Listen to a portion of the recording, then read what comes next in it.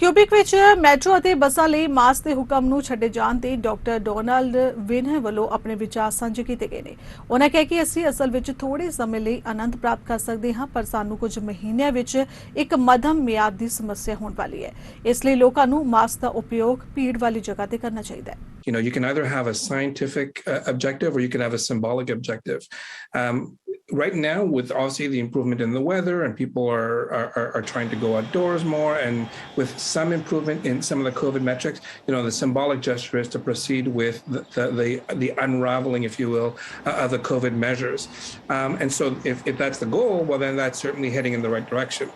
On the other hand, the scientific data tells us that there's still COVID going on. There's the introduction of some variants that may be more transmissible, and that we may actually be just gaining a short-term pleasure, but we're going to have a medium-term problem in a few months if we start abandoning all measures. Because at the end of the day, we have to remember that we need to protect our most vulnerable.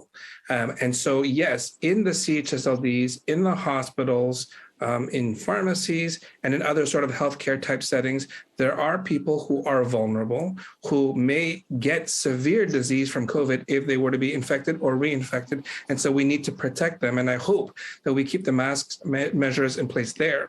But we can't lose sight of the fact that vulnerable people are not institutional and try to protect everyone. Well, that's an obvious juxtaposition that seems a bit oxymoronic, right? On the one hand, we're going to remove masks on some public transits or transports, like the buses and the metros.